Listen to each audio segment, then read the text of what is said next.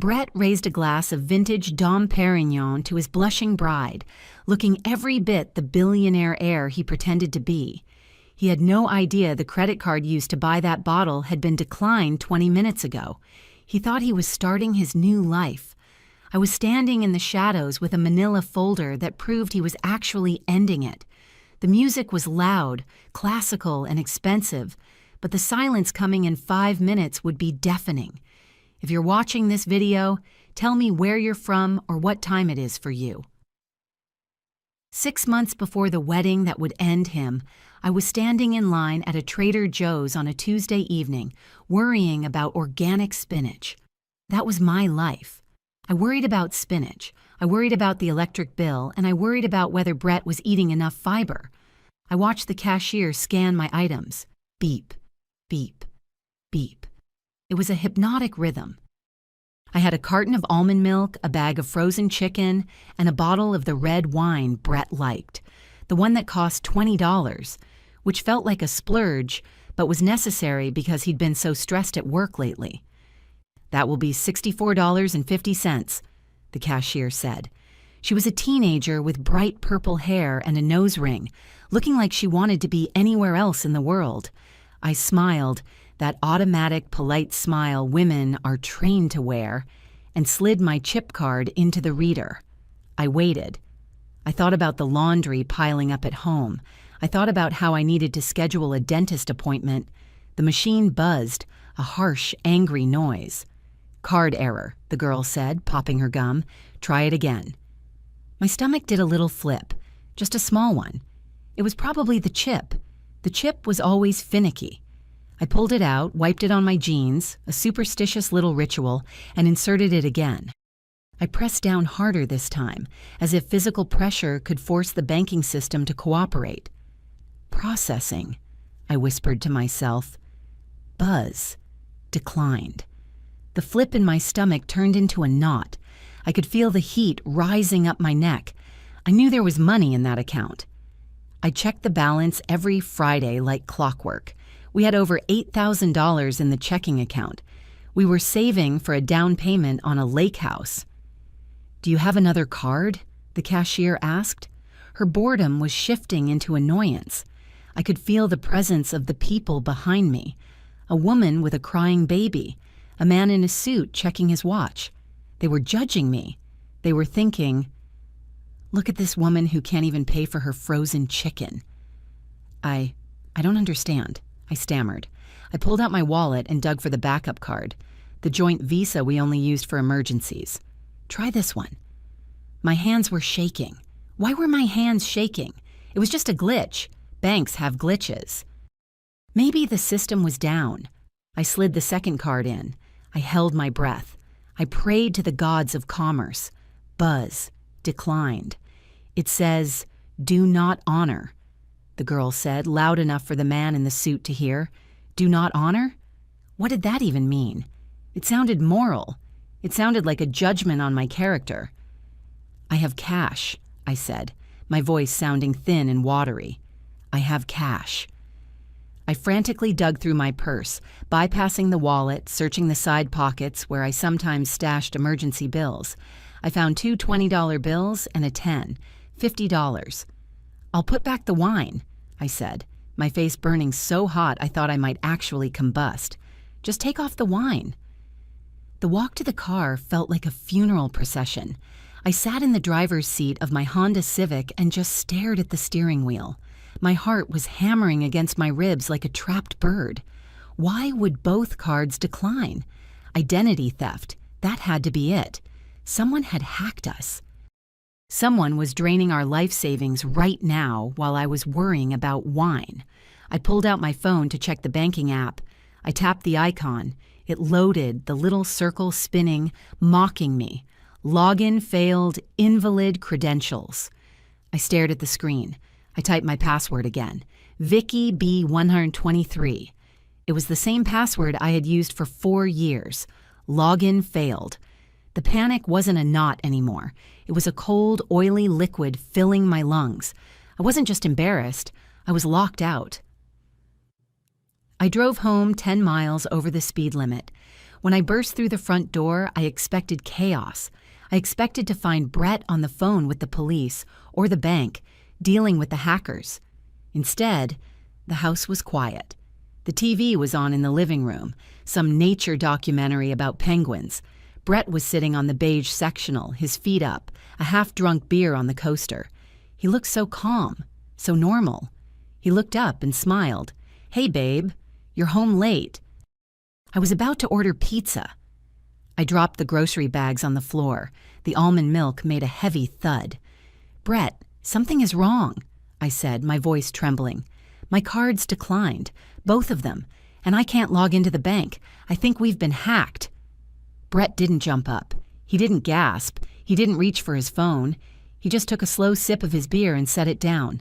He looked at me with this soft, pitying expression, the kind you give a toddler who dropped their ice cream cone. "Oh, honey," he said gently. "I meant to tell you. I changed the passwords this morning." My brain stopped. You changed them? Why? And why aren't the cards working?" He patted the spot on the sofa next to him. "Come here. Sit down.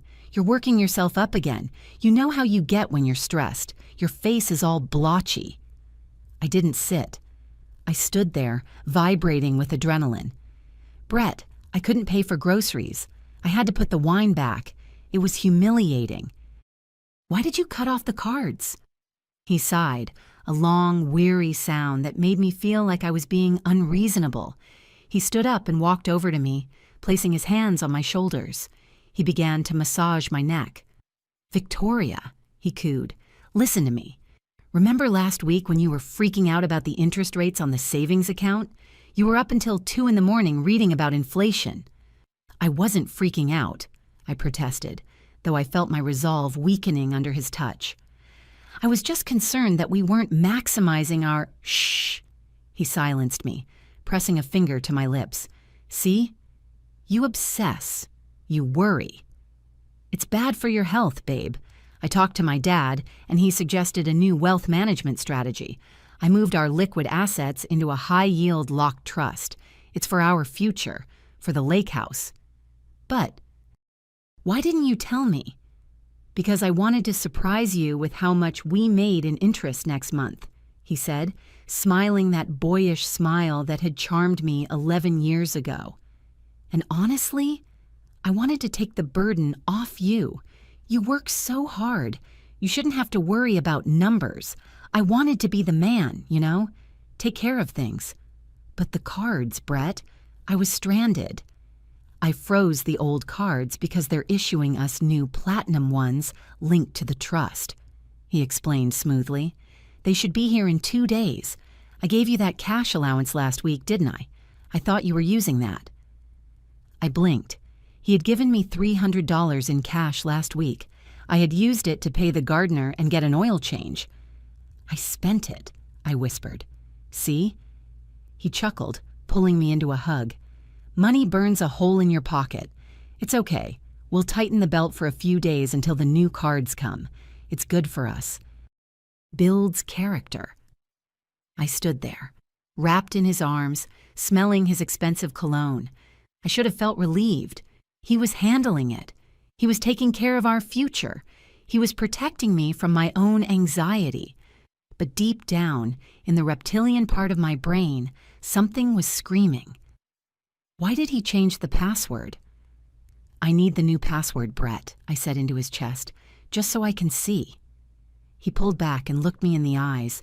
His eyes were blue and clear and utterly void of guilt. "Babe, if I give it to you, you're just going to check it every 5 minutes.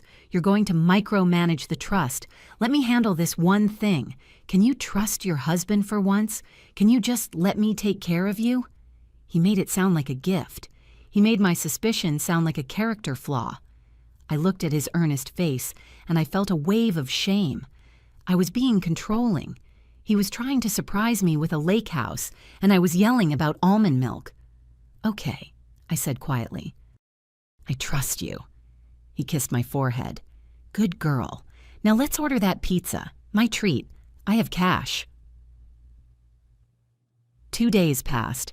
The platinum cards didn't arrive.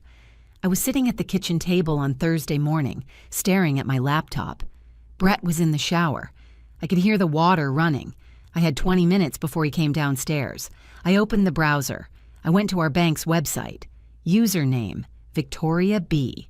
Password, cursor blinking. I tried Lake House 2024. Login failed. I tried Brett and Vic Forever. Login failed. I tried his birthday. Brett 6185. Login failed. My fingers flew across the keyboard. I tried every combination of our names, our dog's name, who died 3 years ago, the street address, his mother's maiden name. Login failed. Your account has been temporarily locked due to excessive attempts. I sat back, my hands trembling. It wasn't just that I didn't know the password, it was the feeling of being erased. For 11 years, I had paid the bills. I balanced the checkbook. I was the one who reminded him to fund his IRA, and now with a few clicks, he had walled me out. I clicked, forgot password, security question, what was the name of your first pet? I typed, Buster. Answer, incorrect. I stared at the screen. Buster. It was Buster. I knew it was Buster. We had laughed about it on our first date because his first dog was also named Buster. I typed, Fluffy, Max, Spot. Answer, incorrect. He had changed the security questions. Why would you change the security questions if you were just moving money to a high-yield trust? You change security questions when you don't want someone getting back in. The water upstairs turned off. I slammed the laptop shut. I felt like a criminal in my own home. I stood up and started wiping down the counter, frantically, needing to look busy. When Brett walked into the kitchen, smelling of soap and confidence, I was aggressively scrubbing a coffee stain that wasn't there. "Morning, beautiful," he said, grabbing an apple from the bowl. "Cards should be here today. I checked the tracking." "Great," I said, not looking at him. "Can't wait." "You okay?" he asked, pausing. "You look tense." "Just work," I lied. "Month-end reporting." "Don't work too hard," he said, biting into the apple with a sickening crunch. "Remember, I've got us covered now." It was 2 a.m. on a Saturday. The house was settling, making those ticking and creaking sounds that usually lulled me to sleep. But I wasn't sleeping. I was lying rigid on my side of the bed, staring at the sliver of moonlight coming through the blinds. Brett was snoring softly beside me, a rhythmic, peaceful sound, the sound of a man with a clear conscience. Then his phone buzzed. It was on the nightstand on his side. A short, sharp vibration against the wood. If it had been a year ago, I would have ignored it, or I would have rolled over and checked it to make sure his mom wasn't in the hospital. But tonight, the sound felt like a gunshot. I waited. He didn't stir. I moved slowly. I slid my hand out from under the duvet. I held my breath. I reached across the expanse of the mattress, terrified that the rustle of sheets would wake him. My fingertips touched the cold metal of his iPhone. I tilted it toward me. The screen was dark. I tapped it gently. It lit up. The brightness was blinding in the dark room. I squinted. There was a notification right in the center of the lock screen. It was from an app folder called Food and Dining. The icon was a slice of pepperoni pizza. The app name was Pizza Hut. Pizza Hut, your order is on the way. I frowned. We hadn't ordered pizza. We had grilled salmon for dinner. Then, underneath that generic notification, there was a subtext. A preview of the message inside the app. Pizza Hut, I miss your hands. Last night was incredible. Can't wait for Tuesday. My blood turned to ice. I miss your hands. Who says that to a pizza delivery driver? I stared at the words, trying to make them make sense. Maybe it was a wrong number. Maybe it was spam. But the notification was from the app itself. It wasn't a text message. It was an in-app chat. He was using the Pizza Hut app to communicate with someone. Smart. Terrifyingly smart. If I looked at his text messages, I'd find nothing. If I looked at his call log, I'd find nothing. But who checks the special instructions section of a pizza order? I tried to swipe to open it. Enter passcode. I typed 1 2 3/4. Incorrect. I typed his birthday. Incorrect. I typed our anniversary. 4122. Incorrect. He had changed his phone passcode too. The phone buzzed again in my hand. Another message from Pizza Hut. Pizza Hut. Are you asleep? Thinking about you. I felt bile rise in my throat. I carefully placed the phone back on the nightstand, exactly at the angle I found it. I laid back down. My heart was pounding so hard I thought it would shake the bed. I looked at Brett. He let out a little snort in his sleep and rolled over, flinging an arm over his eyes. He wasn't investing our money. He wasn't protecting me from stress. He was stealing our life, and he was ordering pizza on the side. I needed proof. The text wasn't enough. If I confronted him about a Pizza Hut notification, he'd say it was a glitch or a prank or a bot. He'd say I was crazy. He'd say I was violating his privacy. He'd twist it until I was apologizing to him. I needed to see her. Monday morning, Brett put on his navy suit, the one I bought him for his promotion. He adjusted his tie in the mirror. "Big day," he said, catching my eye in the reflection. "Client meetings all day. Probably won't be home until 8 or 9. Don't wait up for dinner." "Okay," I said, sipping my coffee to hide the tremor in my lip. "Good luck." "Love you," he said, pecking me on the cheek. He smelled like peppermint and betrayal. As soon as his Audi pulled out of the driveway, I ran to the garage. I jumped into my Civic. I waited 30 seconds, counting them out loud. 1 Mississippi, 2 Mississippi. I backed out.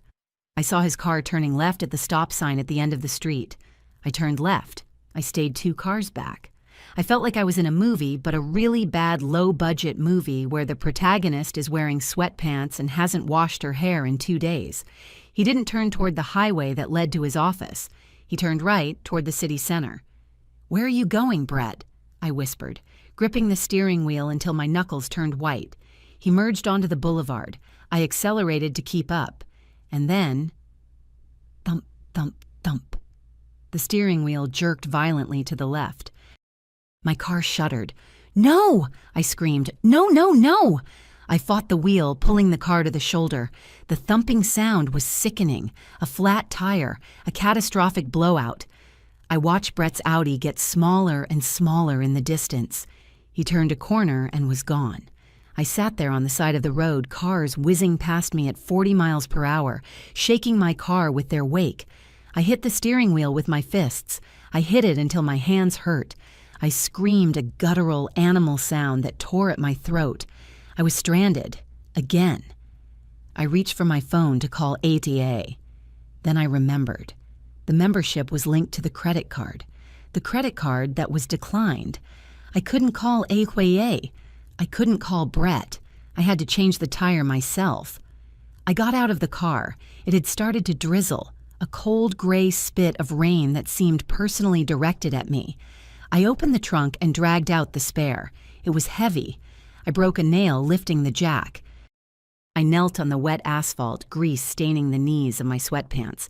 I struggled with the lug nuts. They were rusted tight. I put my entire body weight on the tire iron, grunting, crying, rain mixing with the tears on my face. "I hate you," I sobbed, though I wasn't sure if I was talking to the tire or Brett or myself. I was 34 years old. I was a financial analyst. I was a good wife. And here I was, kneeling in the mud, penniless and abandoned, while my husband drove off to meet a pepperoni pizza who missed his hands. That was the moment the sadness stopped. The lug nut gave way with a screech of metal. I wiped the wet hair out of my eyes. I looked at the rusted bolt in my hand. I wasn't going to cry anymore. I was going to find out where he went, and if I couldn't follow him forward, I would trace him backward. By the time I got the tire changed and drove home, it was noon. I was soaked, greasy, and cold, but my mind was running hot. If I couldn't track his car, and I couldn't track his phone, and I couldn't track his bank account, I had to track his physical footprint. Even digital ghosts leave trash. I went into his home office. Brett had a rule about his office. Creative chaos, he called it. He didn't like me cleaning in there. "You move my piles and I can't find anything," he would say. I closed the door and locked it. I went straight to the trash can under his desk. It was empty. Of course. He was careful. I looked around the room. Bookshelves, a generic landscape painting, his mahogany desk. I opened the top drawer, pens, paper clips, a stapler. I opened the middle drawer, files labeled Taxes 2020, House Deed, Car Insurance. All innocent, all boring. I opened the bottom drawer. It was locked. I jiggled the handle, locked tight. I looked around for a key. He usually kept a spare key in the pencil cup. I dumped the cup out onto the desk. Pens rolled everywhere. No key. He had taken the key. I went back to the trash can. I took the plastic liner out and shook it. Nothing. Wait. I felt something at the bottom of the can. Underneath. The liner. I reached in. My fingers brushed against crumpled paper. I pulled it out. It was a ball of thermal receipt paper, wadded up tight about the size of a marble. He must have thrown it in, realized his mistake, and then tried to hide it under the bag instead of taking it out to the main garbage. I smoothed it out on the desk, pressing it flat with my palm. The Riverside Inn. Date, June 15th. Time, 11:42 p.m. Item, room service, champagne, strawberries, club sandwich. Total, 185 zeros. Payment method, cash. June 15th. I closed my eyes. June 15th was a Wednesday. Brett had told me he was at a mandatory team-building retreat in the mountains. He had complained about the mosquitoes. He had sent me a picture of a pine tree. He wasn't in the mountains. He was at the Riverside Inn. The Riverside Inn was a boutique hotel downtown. It was 3 miles from our house. He paid cash for room service. Who pays cash for room service? You only pay cash when you don't want a paper trail.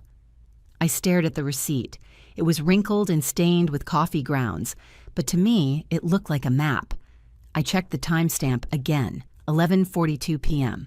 While I was sleeping in our bed, thinking about how sweet he was to text me photos of trees, he was 3 miles away eating a club sandwich with someone else. I folded the receipt carefully and put it in my pocket. I needed to see this place. I needed to see who worked the front desk.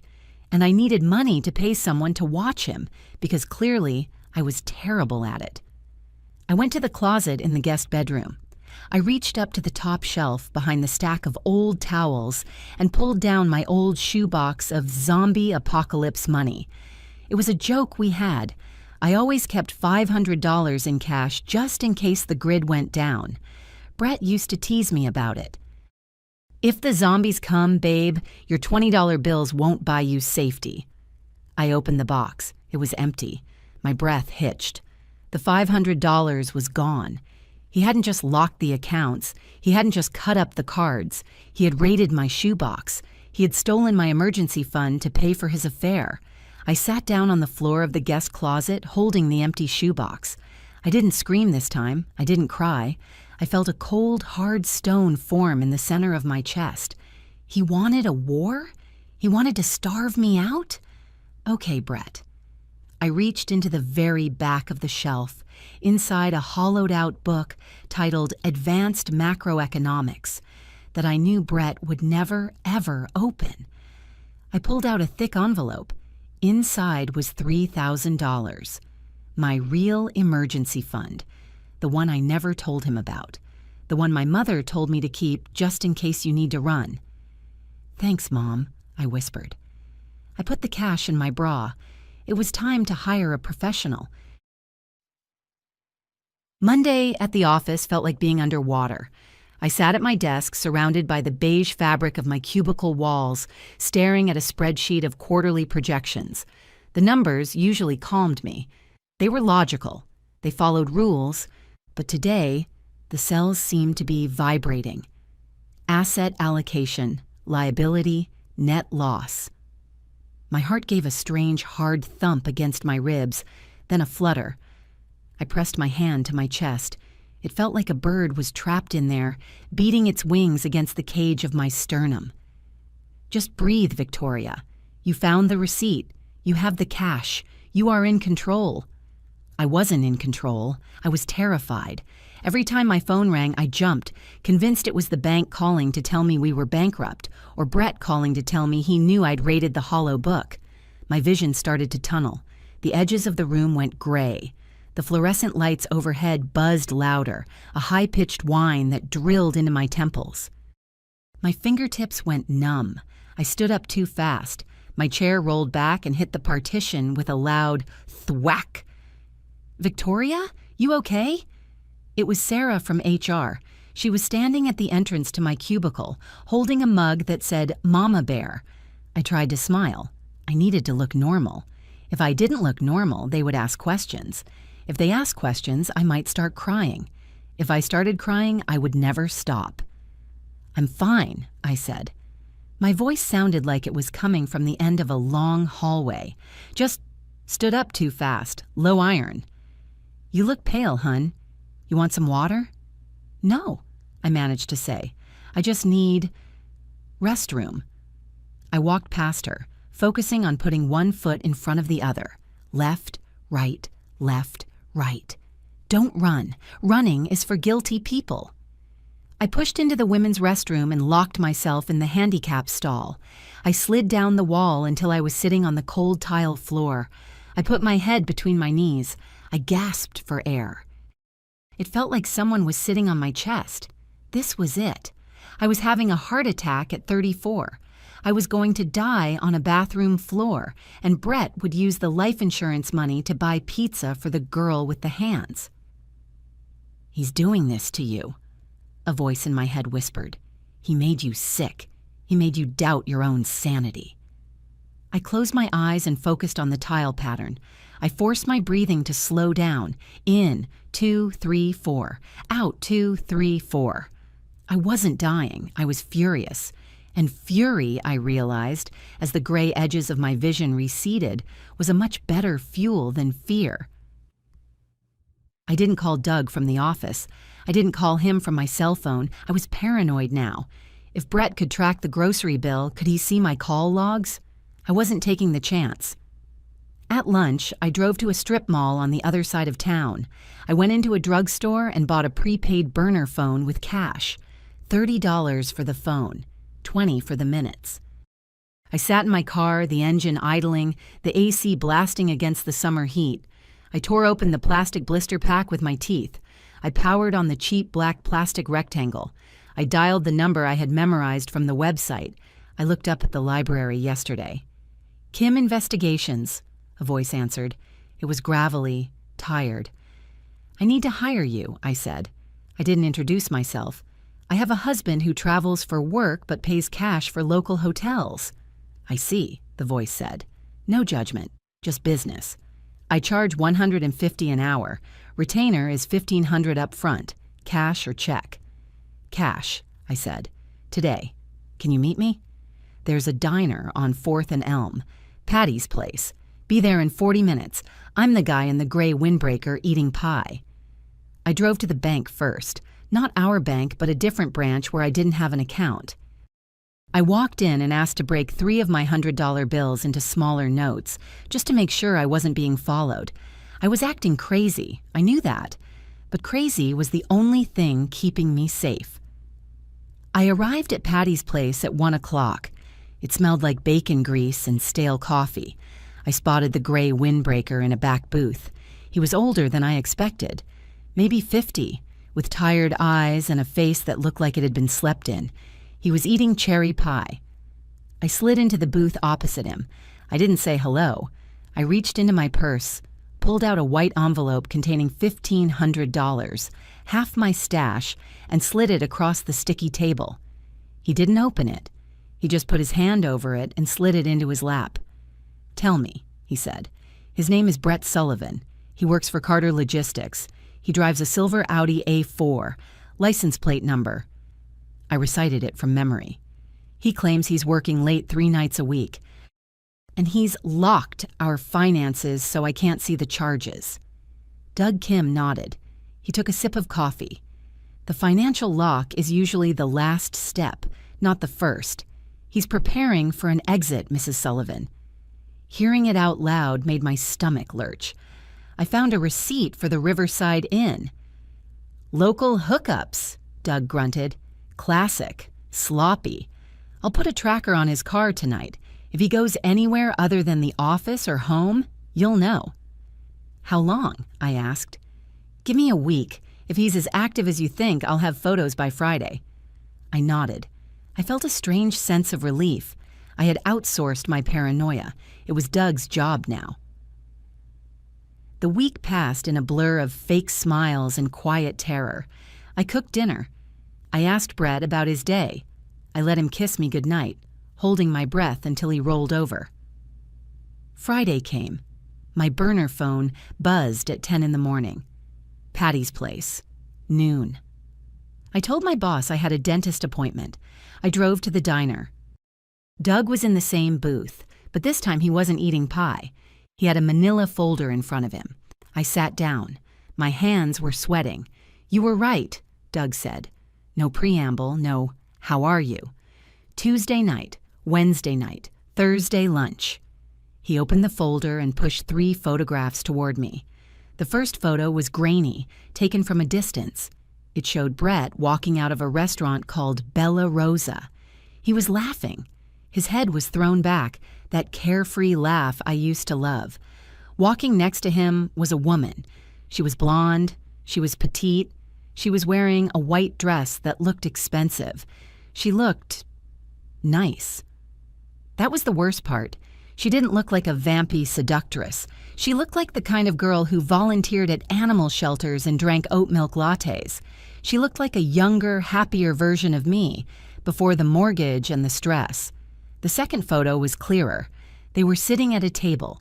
Brett was reaching across the tablecloth. He was holding her hand. He was looking at her with an intensity that made my chest ache. It wasn't just lust, it was adoration. Her name is Ashley Fitzgerald, Doug said, reading from a small notebook.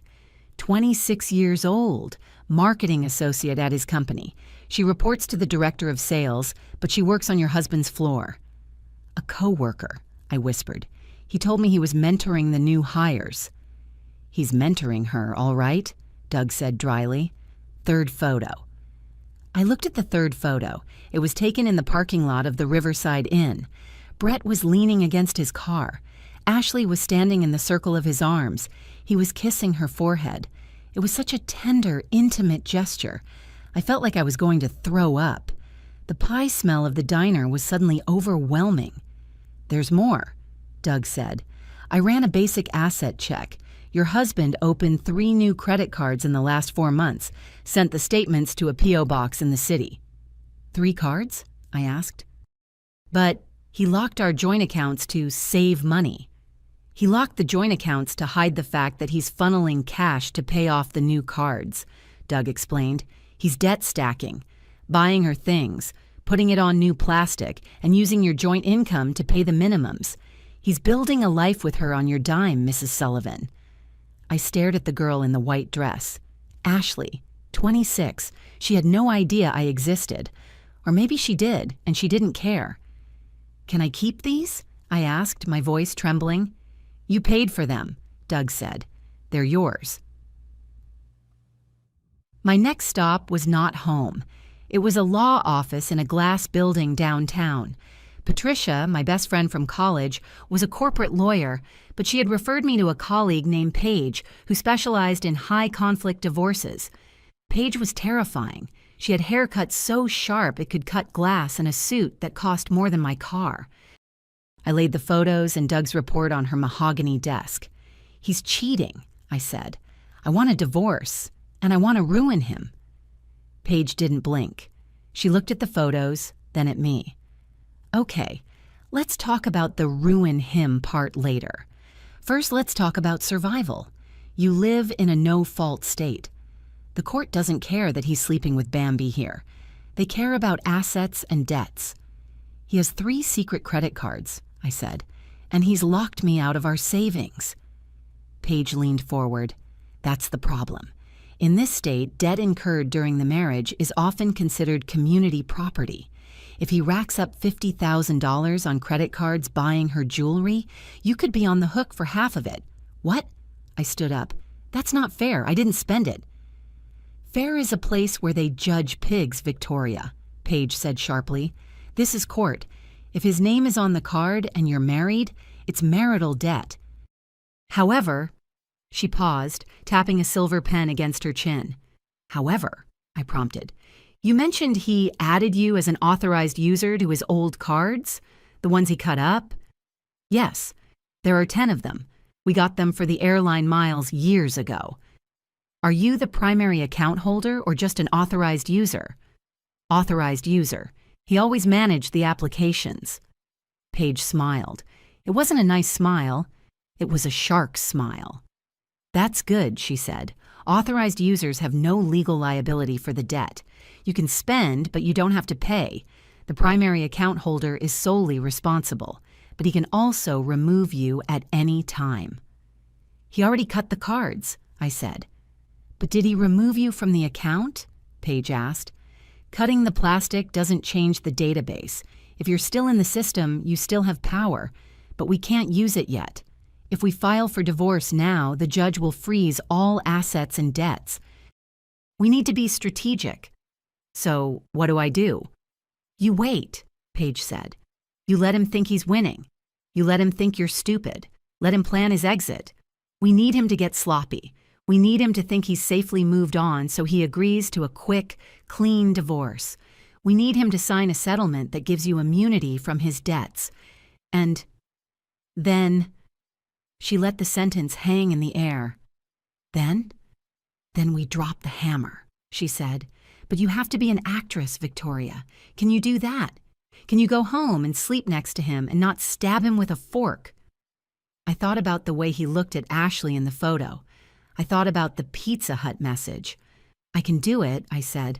I can be an actress. I beat him home by 20 minutes. I hid the photos in the hollowed-out advanced macroeconomics book, right next to my dwindling stack of cash. When Brett walked through the door at 7:30, I was stirring pasta sauce. The kitchen smelled like garlic and normalcy. "Hey, babe," he called out. He sounded cheerful, too cheerful. He walked into the kitchen holding a plastic-wrapped bouquet of carnations, the kind you buy at a gas station for $5. The edges of the petals were already turning brown. "For you," he said, presenting them with a flourish. "Just because." My stomach turned. Oh, Brett. They're lovely. I took them. I had to force myself not to throw them in the disposal. I put them in a vase. "I know it's not roses," he said, loosening his tie, "but I'm really trying to maximize that trust fund contribution this month. Every dollar counts, right? We have to sacrifice now for the luxury later." "Right," I said, "the lake house." He walked over to the fridge to get a beer. As he reached for the handle, his sleeve rode up. There was a watch on his wrist. A new watch. It was a Tag Heuer. I knew watches. I worked in finance. That watch cost at least $3,000. Maybe $4,000. He saw me looking. He quickly pulled his sleeve down. "Is that new?" I asked, keeping my voice light. "What? Oh, this?" He laughed, a nervous, tinny sound. "No, this is a knockoff. One of the guys at the office knows a guy in Chinatown. $20. Looks real, though, doesn't it?" "Yeah," I said, looking at the sapphire crystal face that caught the light perfectly. "It looks very real." "It's about image, Vic," he said, taking a long swig of beer. "Clients need to see success, but we know the truth, right? We're saving." "We're saving," I echoed. I turned back to the pasta sauce so he wouldn't see the tears of rage pricking my eyes. He was wearing $4,000 on his wrist while I was struggling to pay for spinach, and he brought me dying carnations to cover his tracks. "You're so good to me," he said, coming up behind me and kissing my neck. I gripped the wooden spoon so hard I thought it might snap. The act lasted for 3 weeks. 3 weeks of Pizza Hut notifications. 3 weeks of working late. 3 weeks of me smiling until my jaw ached. Then, on a Tuesday evening, always Tuesdays, he sat me down in the living room. He turned off the TV. He had that look on his face. The "I'm a good guy doing a hard thing" look. "Victoria," he said softly, "we need to talk." I put down my book. I knew this was it. My heart started hammering, not from fear this time, but from anticipation. "What is it, Brett?" He sighed. He looked at his hands that the pizza app missed so much. "I've been doing a lot of thinking," he began. "About us. About you." "Me?" "Yes. You're not happy, Victoria. I can see it. You're always anxious. You're always worrying about money. You're stressed all the time." "I'm stressed because," I started to say, "because you locked the bank accounts." But I stopped myself. "I'm just a worrier, Brett." "You know that." "Exactly," he said, leaning forward earnestly. "And I think I'm the cause of it. I think this marriage is suffocating you. I think you need to find yourself again. You used to be so fun. Now you're just rigid." I stared at him. He was blaming me. He was cheating on me with a 26-year-old, stealing my money and gaslighting me about expenses. And he had the audacity to say I was the problem. "So, what are you saying?" I asked. "I think we need to separate," he said. His voice was thick with fake emotion. "I'm doing this for you, Victoria. I'm setting you free. You deserve to be with someone who makes you feel safe. And I deserve to be happy too. We've grown apart. We're roommates." "Is there someone else?" I asked. I had to ask. It was part of the script. He looked me dead in the eye. "No, absolutely not. This is about us. This is about two people who care enough about each other to let go. Liar. Sociopathic liar." "I see," I said. I looked down at my lap. I summoned every ounce of pain I had felt in the last month. I let my shoulders slump. I let a single tear roll down my cheek. "Maybe you're right," I whispered. "I have been unhappy." He looked relieved. He actually smiled. "I knew you'd understand. You're so sensible, Vic. That's what I've always respected about you." "So, what now?" I asked. "I found a place," he said quickly. Too quickly. "Just a small apartment in the city. I can move out this weekend. We can keep it civil. No lawyers, right? We can just split everything 50-50 and go our separate ways. We're adults." "No lawyers," I repeated. "Great," he said, patting my knee. "I'll start packing." He stood up, looking 10 pounds lighter. He thought he had pulled off the perfect crime. He thought he had convinced me that he was the martyr falling on the sword for my happiness. I watched him walk up the stairs. "You want 50-50, Brett?" I thought. "I'll give you 50-50. You get the debt. I get the justice." The next morning, the house felt like a stage set where the play had already been canceled, but the actors were still forced to say their lines. Brett was moving around the kitchen with an offensive amount of energy, humming to himself as he poured granola into a bowl. "So," he said, not looking at me, "I was thinking, since we're doing this the easy way, I'll just take the guest bedroom furniture. You keep the master suite. That seems fair, right?" I gripped my coffee mug with both hands to keep them from shaking. The guest bedroom set was solid oak. My grandfather had refinished it by hand. It was the only thing in this house that had a soul. "Say no," my brain screamed. "Tell him he can't have the oak. Tell him he can sleep on an air mattress in his mistress's living room." But Paige's voice was in my ear. "Be the victim. Let him think he's robbing you. If he thinks he's winning, he won't look at the fine print." "That sounds generous, Brett," I said. The words tasted like ash. "Thank you. I know you could ask for more." He turned to me, his face softened by that toxic pity. "I'm not trying to strip you bare, Vic. I want you to be comfortable. I'll take the espresso machine, too. You never use it anyway." I nodded slowly. I stared into my black coffee. The espresso machine cost $2,000. I had saved for 3 months to buy it for his 30th birthday. "Okay," I whispered, "take the machine." "You're taking this really well," he said, leaning against the counter. "I was worried you'd get hysterical." My blood boiled.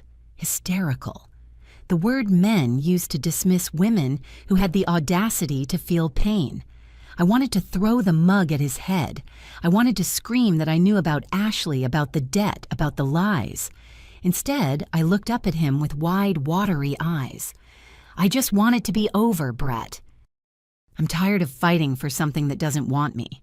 He smiled, a relieved, predatory smile. That's the spirit. We'll be happier apart. You'll see. Saturday arrived with the subtlety of a freight train. Brett had rented a U-Haul.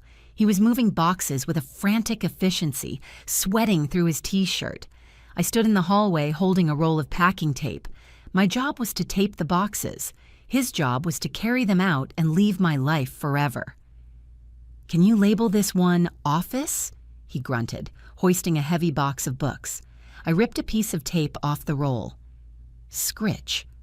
I smoothed it onto the cardboard. I picked up the Sharpie. Office. I watched him walk out the front door. I needed to know where he was going. He had said a small apartment in the city, but he refused to give me the address until he was settled. Find out. The voice in my head urged. Don't let him leave without a lead. I looked at the pile of boxes remaining. There was a small open box on the floor near his gym bag. Inside, amidst a tangle of charging cables and socks, was a glossy brochure. I glanced at the door. He was at the truck. I had 10 seconds. I dropped to my knees. I reached into the box. I pulled out the brochure. The Marina Towers, waterfront luxury living. My heart stopped. The Marina Towers. I knew that building. It was brand new. It was glass and steel and sat right on the harbor. A one-bedroom there started at $4,000 a month. How? How was a man who claimed we needed to save money for a lake house, a man who locked me out of our accounts to maximize interest, affording a $4,000 a month apartment? Footsteps on the porch.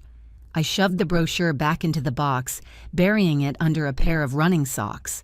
I stood up just as Brett walked in. "Almost done," he panted, wiping his forehead. "Hey, could you grab my parking pass from the counter? I need it for the new garage." I walked to the kitchen counter. There was a gray plastic hang tag.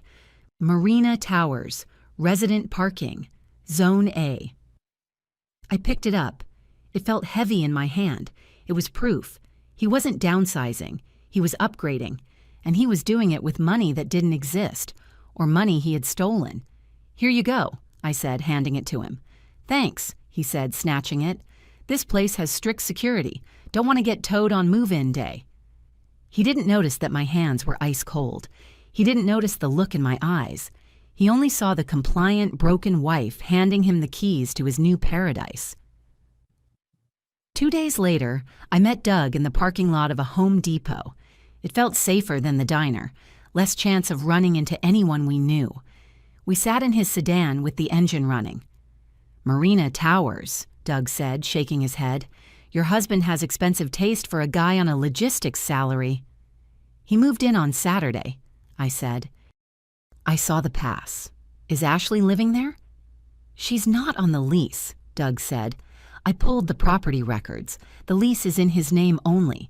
But her car has been parked in his spot for 2 nights running. Silver Mercedes. She practically lives there." "The rent is $4,000, I said. I checked the website. "Doug, where's he getting the money? We make good money, but not carry 2 households and a luxury waterfront condo money." Doug tapped a finger on the steering wheel. "That's the $1,000,000 question, isn't it? Or maybe the $100,000 question. I did some digging into his credit. And those 3 secret cards I told you about, they're maxed out, $30,000 in debt. But he's making the minimum payments. And the deposit for the apartment? He paid that with a cashier's check." "From our joint account?" "No, that's the weird part. Your joint account hasn't moved. I have a contact at the bank who gave me a peek. The balance is steady. He's getting cash from somewhere else." I felt a cold shiver crawl up my spine. "He's not using our savings." "Not the visible savings," Doug said. "Is there any other source? An inheritance? A loan?" "His parents are comfortable," I said.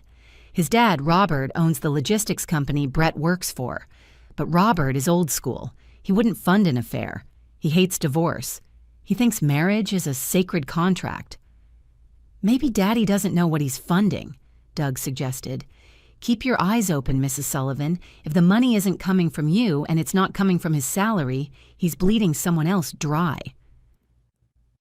The house was too quiet without him. The silence felt heavy, pressing against my eardrums. I spent my evenings pacing the living room, waiting for something. On Wednesday, the mail arrived. Usually, Brett grabbed the mail the second he walked in the door. He was obsessive about it. "I'll sort it," he would say. "You don't need to worry about the bills." Now, he wasn't here to intercept it. I walked to the mailbox at the end of the driveway. The sun was shining, birds were singing. It was disgusting. I pulled out a stack of envelopes, junk mail, a catalog, a bill for the electric company, and a thick white envelope from First National Business Banking. It was addressed to Mr. Brett Sullivan, C.O. Sullivan Logistics, 124 Maple Drive, our address. I frowned. Why was business mail coming to our house? And why was it from a bank I didn't recognize? I took it inside. I sat at the kitchen table. "It's a federal crime to open someone else's mail," my conscience whispered. "It's a moral crime to bankrupt your wife and sleep with your subordinate," my rage whispered back. I went to the stove. I filled the tea kettle with water and set it on the burner. I waited until it whistled, sending a plume of hot steam into the air. I held the envelope over the steam, just like I'd seen in old movies. The paper curled slightly. The glue dampened. My fingers burned, but I didn't pull away. Slowly, carefully, I peeled the flap open. I pulled out the document. It wasn't a bank statement. It was a notice of approval for a business line of credit. Borrower, Sullivan Logistics, Inc. Guarantor, Robert Sullivan, Brett Sullivan. Amount $50,000. Date, August 15th. My breath hitched. $50,000? I scanned the document. It was a loan taken out against the business, but it was mailed to our house, not the office. If this was a legitimate business loan, why send it here? Robert had an office manager. He had an accountant. He had a headquarters, unless Robert didn't know about it. I ran upstairs to the closet where I kept the old greeting cards. I was sentimental. I kept everything. I dug through a shoebox until I found a birthday card from 2 years ago. Happy birthday, Victoria. Love, Robert and Helen. I took the card downstairs. I laid it on the table next to the loan document. I looked at the signature on the card. Robert had a very distinct signature. It was spiky, aggressive, with a sharp loop on the R and a heavy underline. It looked like barbed wire. I looked at the signature on the loan document. It said Robert Sullivan. It had the loop. It had the underline. But it was shaky. The ink flow was uneven, like the pen had hesitated. The loop on the R was too round, too careful. It looked like someone drawing a signature, not writing one. I looked at Brett's signature next to it as the co-signer. It was fluid, confident, fast. I closed my eyes. The pieces clicked together with a sickening sound. The luxury apartment, the expensive dinners, the Tag Heuer watch, the maxed-out credit cards. He wasn't just cheating on me. He was embezzling from his father. He was taking out loans in the company's name, forging his dad's signature, and diverting the funds to his own personal accounts to pay for his new life with Ashley. He was stealing from his own family. I felt a wave of nausea so strong I had to put my head between my knees. This wasn't just a divorce anymore. This was a felony. If I exposed him, I wouldn't just be ending his marriage. I would be sending him to prison. I looked at the empty spot on the counter where the espresso machine used to be. I thought about the Pizza Hut message. I thought about the way he looked at me when he said, "I'm doing this for you." He didn't care if he destroyed me, I thought. He didn't care if he left me with debt. Why should I care if he goes to jail? I took a picture of the loan document. Then I carefully resealed the envelope with a glue stick and placed it in the Brett's mail pile I was legally required to keep for him. That night, I couldn't sleep. The knowledge of the forgery was buzzing in my brain like a wasp. If he was reckless enough to forge a signature, what else was he reckless about? I opened my laptop. It was 2 a.m. I went to the Carter Logistics employee portal. I still had access because I was on his health insurance. The password for the benefits site was different from the bank. Thank God he was lazy. I logged in. Welcome, Brett Sullivan. I didn't care about the dental plan. I navigated to the bottom of the page. Company resources. Employee handbook. I clicked the PDF. It took forever to load. My internet was being slow, or maybe the universe was giving me one last chance to turn back. I hit Ctrl+F. I typed relationship. Search results, 0. I typed fraternization. Search results, 1. I clicked it. Section 4.2, workplace relationships and conflict of interest. I read the text. It was standard corporate speak, boring and dense, until I got to the 3rd paragraph. Strict prohibition on reporting lines. No employee shall enter into a romantic or sexual relationship with a subordinate within their direct chain of command. Failure to disclose such a relationship immediately to human resources will result in immediate termination. Immediate termination. Doug had told me Ashley reported to the director of sales, but she was in Brett's division. I needed to know the org chart. I clicked on the Organization tab. There was Brett, Senior Director of Operations. Below him were 3 managers. One of them was Michael Tate, Sales Manager. Below Michael Tate was Ashley Fitzgerald, Marketing Associate. She wasn't his direct report. She was his report's report. She was 2 levels down, but she was definitely in his chain of command. He had power over her bonus. He had power over her promotion, and he hadn't disclosed it. I knew he hadn't. Because if he had disclosed it, HR would have moved her to a different department immediately to avoid a lawsuit. He was sleeping with a subordinate, funding it with embezzled money, and lying to everyone. I sat back in the dark, the blue light of the laptop illuminating my face. I had the leverage. I had the nuclear codes. Now I just had to wait for him to press the button. The conference room at Page's law firm smelled like lemon polish and intimidation. I sat on one side of the long glass table, my hands clasped so tightly in my lap that my fingernails were leaving crescents in my palms. Page sat next to me, a monolith of calm in a charcoal suit. Brett walked in 10 minutes late. He wasn't wearing a suit. He was wearing jeans and a blazer, the uniform of the cool tech guy he desperately wanted to be. He looked around the room with a bemused smile, like he was touring a museum of ancient history. "Wow," he said, pulling out a chair. "This is intense, Vic. I thought we were keeping this friendly. Did we really need the ivory tower treatment?" "It's standard procedure, Brett," I said, my voice steady, "just to make sure the paperwork is filed correctly. You know how the courts are." Right, he said, waving a hand dismissively. "Bureaucracy. I get it." He didn't bring a lawyer. He had told me he didn't want to waste money on sharks when we already agreed on everything. It was the ultimate arrogance. He thought he could outsmart a legal system he didn't understand because he had successfully hidden an affair for 6 months. Page slid a thick stack of documents across the glass. It made a heavy thud. "This is the marital settlement agreement," Page said. Her voice was devoid of emotion. "It outlines the division of assets as discussed. You keep the apartment lease. Victoria keeps the house and assumes the mortgage. You split the liquid savings. No spousal support." Brett picked up a pen. DA. He flipped the first page. He scanned it. "Don't read it." I prayed silently. "Just sign it. Just look at me and think I'm weak and sign the damn paper." "Seems standard," he muttered. He looked up at me. "You look tired, Vic. Are you sleeping? You have those dark circles again." It was a jab masquerading as concern. Toxic benevolence. "I'm fine," I said, "just ready to move forward." "Me too," he said with a sigh.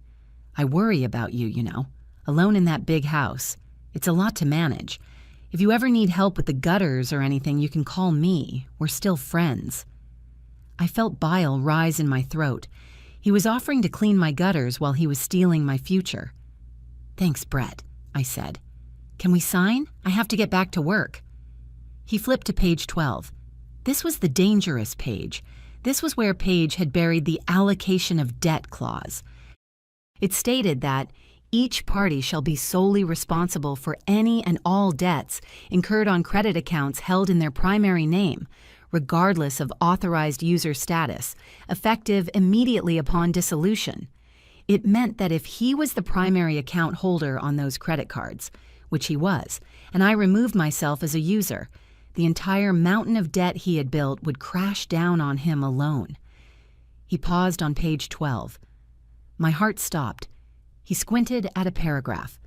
"What's this about indemnification?" he asked. Paige didn't blink. "Standard liability language. It protects both of you from future lawsuits regarding the property. If a tree falls on the house tomorrow, Brett isn't liable.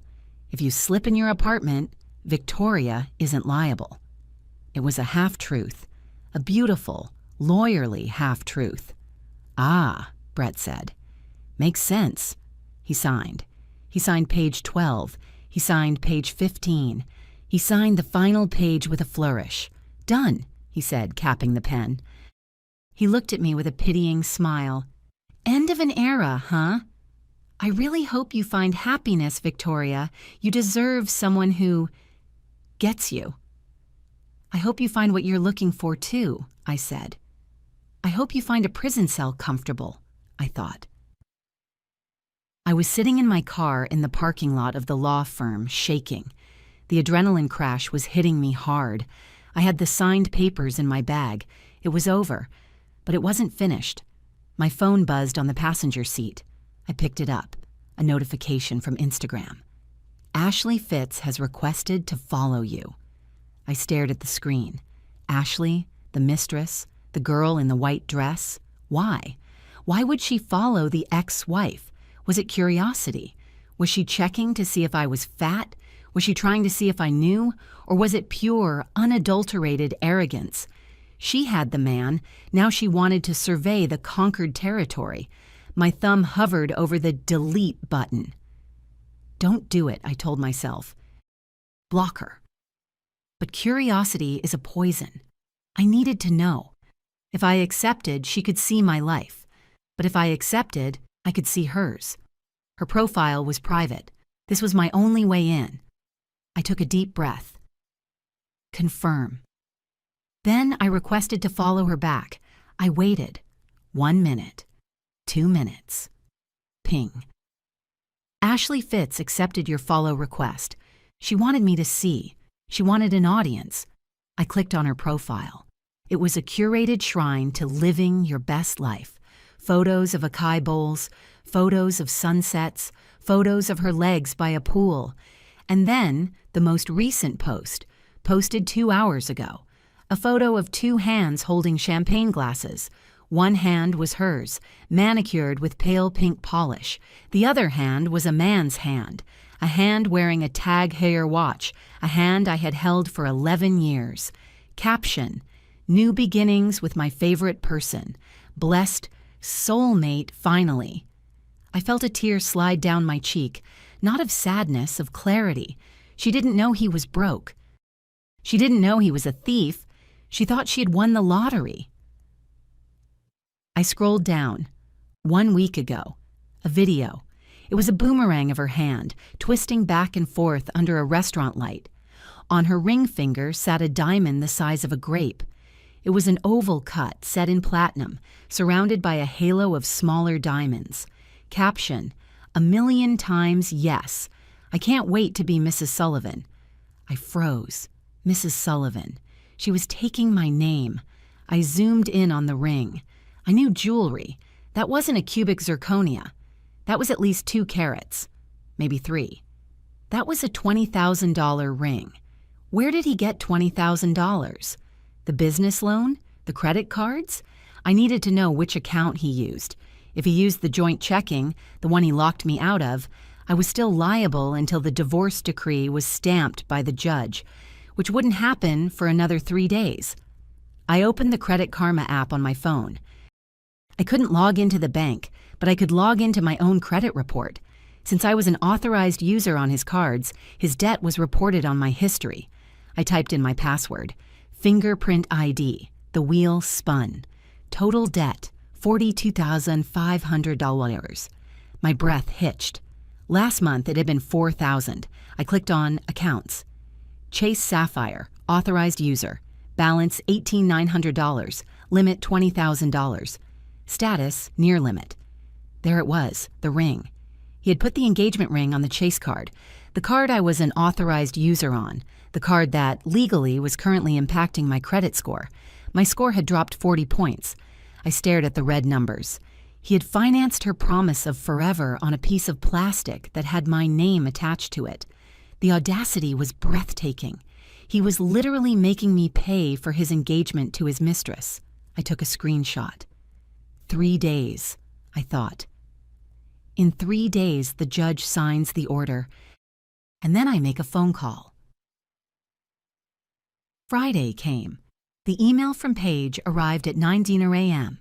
Subject, Final Decree. Body. Attached is the signed divorce decree. Congratulations, Victoria. You are officially single. I didn't celebrate. I didn't open a bottle of wine. I sat down at my kitchen table with my phone, a notepad, and a cup of black coffee. It was time to detonate the bombs. I dialed the number on the back of the old Chase card I had dug out of a drawer.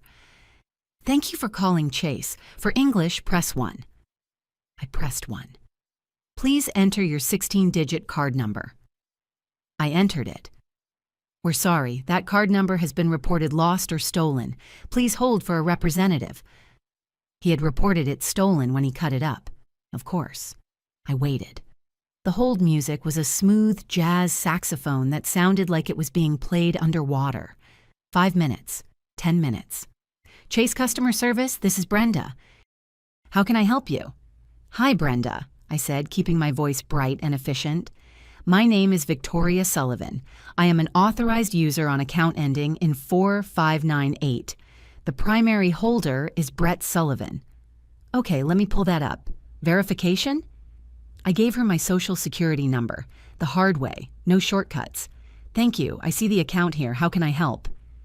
I need to remove myself as an authorized user, effective immediately. There was a pause, the typing of keys. Okay, Brenda said. I can do that for you. Just so you know, this will remove the account history from your credit report within 30 to 60 days, and your card will no longer work. That's exactly what I want, I said. And Brenda, can you tell me the current balance on the account? I can't give specific transaction details to an authorized user, she recited the script, but the total balance is $18,942. Thank you, I said. Please process the removal. Done. Is there anything else? No, that's all. I hung up. I drew a line through Chase on my notepad. 1 down, 2 to go. I called American Express. Same process, same hold music, same result. I called Citibank. By noon, I had severed myself from $42,000 of debt. Technically, the debt was still there, but it was no longer mine. It belonged entirely, 100%, to Brett. And since he had maxed out the cards to buy the ring and furnish the apartment, and since I had just cut off his ability to use my creditworthiness to float the balances, when the bills came due next month, he was going to be in for a very rude awakening. I needed coffee. Real coffee, not the sludge I made at home. I walked to the cafe on the corner, feeling lighter than I had in months. As I pushed open the glass door, I froze. Robert Sullivan was standing at the counter ordering a black coffee. Brett's dad. The man who had welcomed me into the family. The man whose signature his son had forged. I couldn't turn around. He had already seen me. Victoria, he said. His voice was cool. Not angry, just disappointed. "Hello, Robert," I said, trying to keep my chin up. He took his cup from the barista and turned to me. He looked older, tired. "I heard the papers were signed," he said. "Yes, this morning?" He shook his head. "I have to say I was surprised. I always thought you had more fight in you, Victoria. 11 years. You just let him walk away?" The injustice of it hit me like a slap. He thought I gave up? He thought I was the weak one? "It's complicated, Robert," I said carefully. "Is it?" He sighed. "Brett told me. He said you were distant, obsessed with work. He said you stopped being a wife a long time ago." My jaw tightened. Brett had poisoned the well. He had painted me as the cold career woman so he could be the victim. "Brett says a lot of things," I said. "Sometimes people aren't who you think they are." "He's my son," Robert said sharply. "He's a good man. He's made mistakes, sure, but he's trying to build a future. I just wish you had supported him more." Supported him? I wanted to scream. "I supported him while he stole $50,000 from your company." But I couldn't say it. Not yet. If I told Robert now, he might cover for Brett. He might pay off the loan to avoid the scandal. I needed the trap to snap shut publicly. I needed the consequences to be irreversible. "I'm sorry you feel that way, Robert," I said. "I really am." He looked at me with disdain. "Goodbye, Victoria." He walked out. I watched him go. "You defend him now, Robert," I thought. "Wait until you see the forensic accounting report I'm going to drop on your table." That night, I went back to Instagram. Ashley was posting again. She was a machine. Story update. A photo of a creamy white invitation. Save the date. October 14th, Bayside Manor. Bayside Manor. I knew Bayside Manor. It was the most expensive venue in the state. It was an old Gilded Age mansion right on the cliffs. It cost $20,000 just to unlock the doors. October 14th. That was 6 weeks away. They were rushing it. Why? Maybe she was pregnant? Or maybe Brett just wanted to lock it down before the financial house of cards collapsed. I opened a new tab on my laptop. Bayside Manor wedding packages. Gold package, $250 per head. Platinum package, $350 per head. Ashley posted another photo, a tasting menu. Lobster bisque and filet mignon, only the best for our guests. Platinum package. I did the math. She had posted about having 300 of our closest friends. 300 guests times $350. That was $105,000, just for food and venue, plus the ring, $20K, plus the dress, plus the flowers. Where was the money coming from? The credit cards were maxed. The business loan was $50K. That wasn't enough. Then I saw the comment on her post. User, Brett's mom, Helen. Comment, so beautiful. We are so happy to help make this day perfect for you both. I stared at the screen. His parents were paying. Robert and Helen were paying for the wedding. But Robert had just told me Brett was building a future. He didn't seem like a man who had just written a $100,000 check. Robert was frugal. He was a depression mentality kind of guy. He made us pay for our own rehearsal dinner. Why would he pay for this lavish affair for a second marriage after a 6-month relationship? Unless Brett lied to them too. Unless Brett told them it was a small, intimate gathering, got a check for maybe $20,000, and then told the venue to bill the rest to who? I remembered the business loan.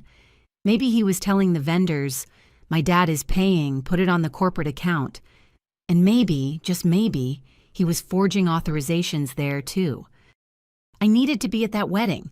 I didn't just want to watch. I wanted to be the one to deliver the bill. I sat on the floor of my living room surrounded by a sea of paper, spreadsheets, sticky notes, printouts of the loan document, and the screenshots of the credit card balances. I felt like that meme of the guy connecting red strings on a corkboard. But this wasn't a conspiracy theory. It was an autopsy of a financial suicide. Okay, I whispered to the empty room. Let's do the math. I punched the numbers into my calculator. Credit card debt, $42,500. Forged business loan, $50,000. Apartment deposit and rent, $8,000. Engagement ring, $20,000. Subtotal, $120,500. Now, the wedding. Bayside Manor, 300 guests, platinum package, estimated cost, $105,000. Grand total, $225,000. Brett made $110,000 a year before taxes. There was a deficit of over $100,000. How was he paying the vendors? I looked at the date on the Bayside Manor contract sample I had found online. Final payment due 48 hours before the event. That was Thursday. If he used the credit cards to pay the final balance, I checked the credit card limits again. Chase, $20,000 limit. Balance, $18,000. Available, $2,000. Amex, $15,000 limit. Balance, $14,000. Available, $1,000. He didn't have the credit, unless he was banking on the authorized user status. Maybe he thought he could call the bank and say, "Hey, increase my limit, my wife has great credit." But I wasn't his wife anymore, and I wasn't on the account. If he tried to run those cards on Thursday for the wedding balance, they would decline. And if they declined, Bayside Manor wouldn't open the doors. But the wedding was still on. Ashley was posting photos of the rehearsal dinner. So how did he pay? Then I saw it. A sticky note I had made earlier. Check kiting. He wrote a check. He wrote a check from the business account, the one he had access to for deposits only. He likely forged Robert's signature on a massive company check to pay the venue, hoping to cover it with cash gifts from the wedding before the check cleared. It was a gamble. A massive, illegal gamble, and I was about to fold his hand.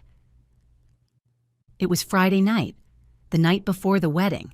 I was printing the final piece of my arsenal, the HR package for Carter Logistics. I had drafted a cover letter to the Vice President of Human Resources. It was professional, detached, and deadly.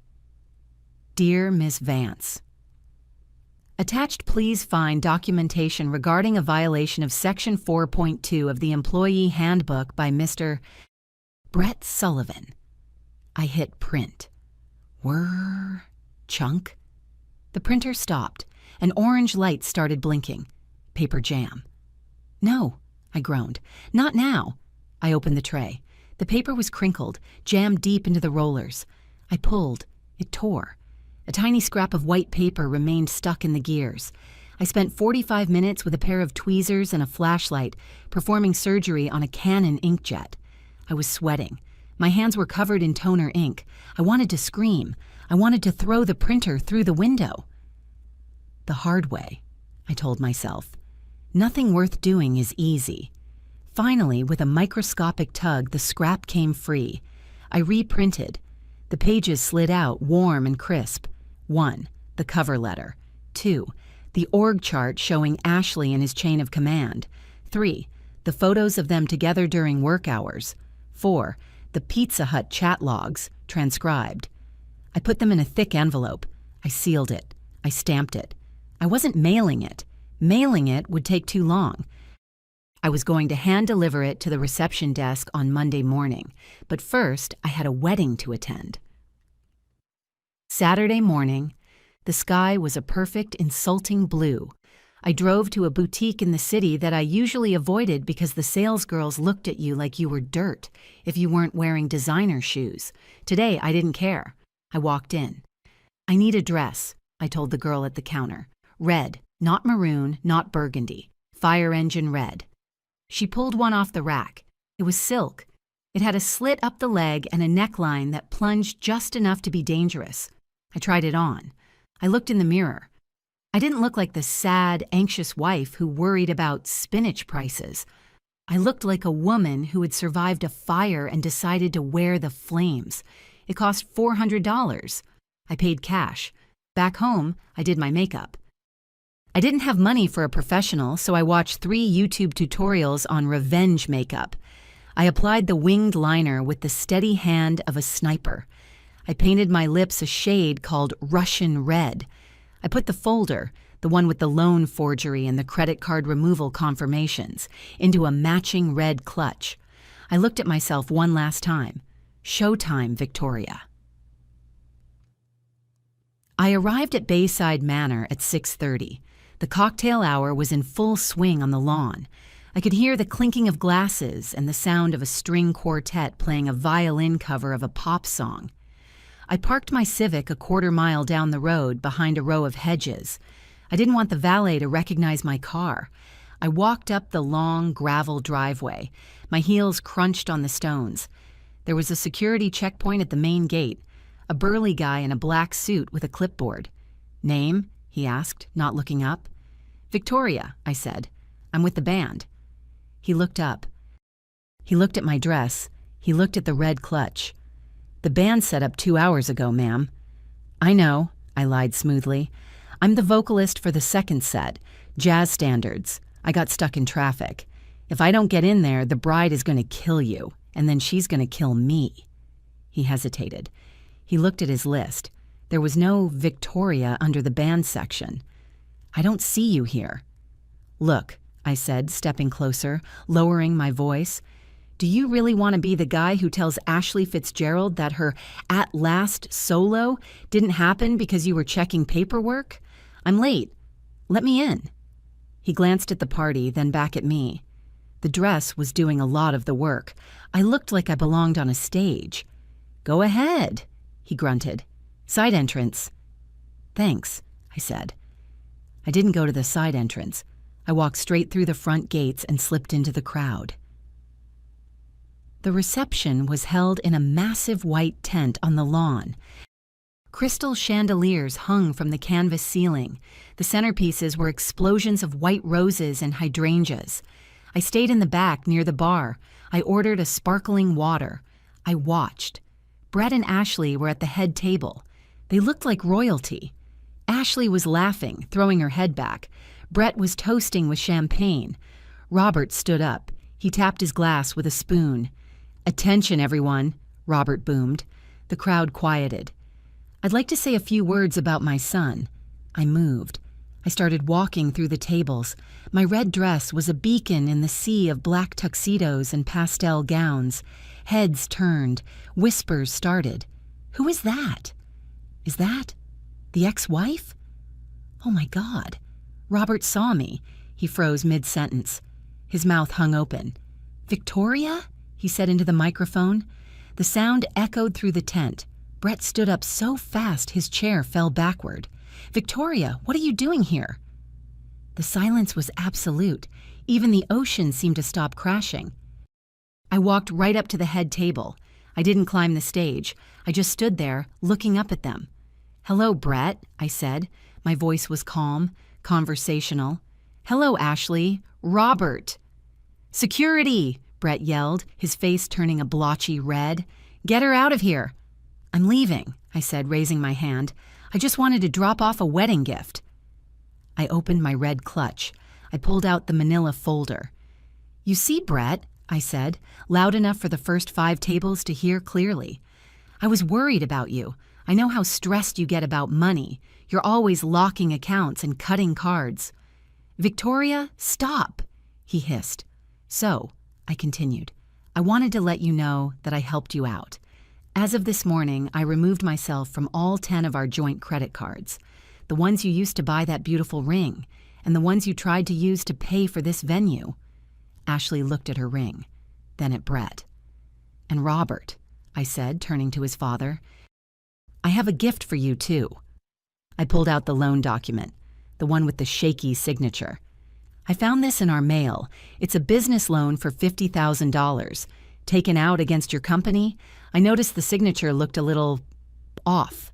I thought you might want to double-check it with your bank before the audit comes." I placed the folder on the table, right next to the wedding cake. "Oh," I added, turning back to Brett, "and since you're so big on company policy, I dropped a little package off at HR this morning, Section 4.2. You know the one." Brett looked like he was having a stroke. He was gripping the table, his knuckles white. "You're crazy," he croaked. "No, Brett," I smiled. "I'm debt-free." For 3 seconds, nobody moved. Then the chaos started. Robert snatched the folder. He ripped it open. He looked at the loan document. His face went from purple to gray. "You signed my name?" Robert roared, his voice shaking with a rage I had never heard before. "You stole from the company?" "Dad, no, it's a mistake," Brett stammered. "Don't lie to me."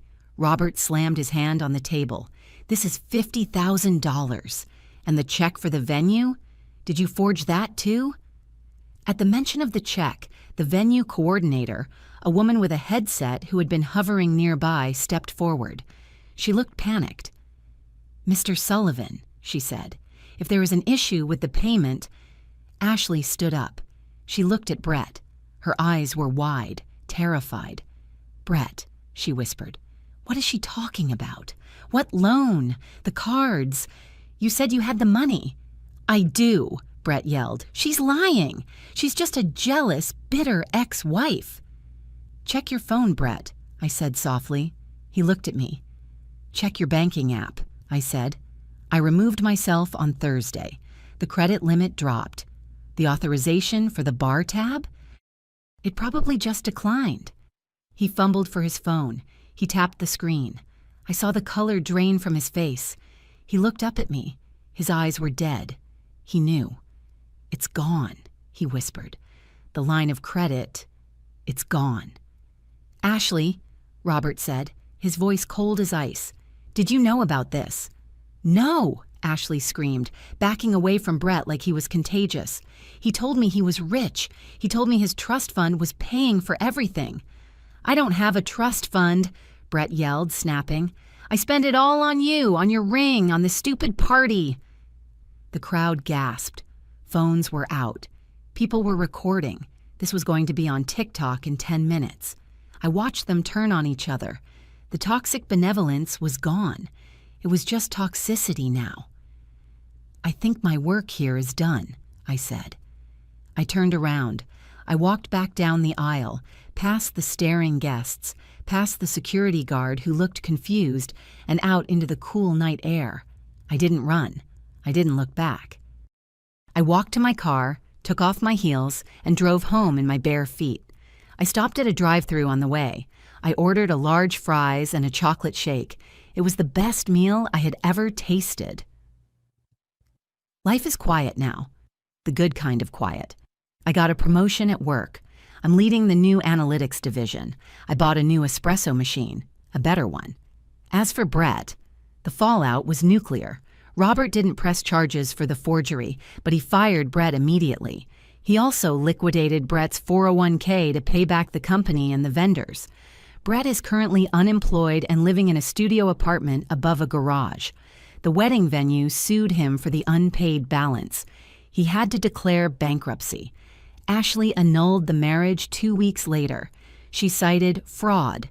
She also kept the ring, claiming it was a gift. But since Brett had financed it on a card that defaulted, the repo men are currently looking for it. Last I heard, she transferred to a different branch in Ohio to escape the rumors. I still have the red dress. It hangs in the back of my closet. Sometimes, when I'm feeling stressed about a bill or a deadline, I go look at it. I touch the silk. And I remember that I'm not the woman who cries over spinach anymore. I'm the woman who brought the receipt. If this story resonated with you, leave a like and consider subscribing. You can also drop any comment below. Even just one word. Maybe tell me where you're watching from, or what time it is right now. Sometimes one word is enough to say you were here.